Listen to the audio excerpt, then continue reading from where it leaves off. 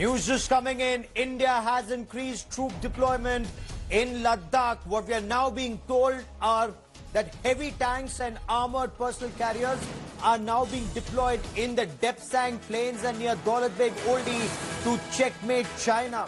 What we are also being told at this point of time that there are more than 15,000 troops along that axis in the Depsang DBO areas, and these are high altitude areas. DBO almost at 17,000 feet, Depsang at around 16,000 feet.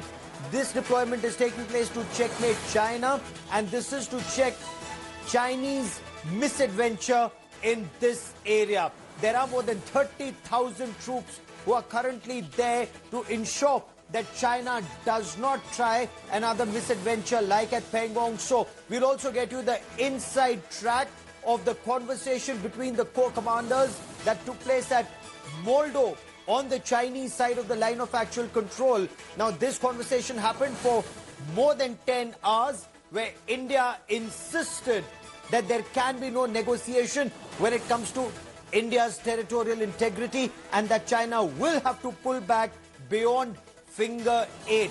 Of course, both India and China have certain points which the two generals have taken to their respective leadership.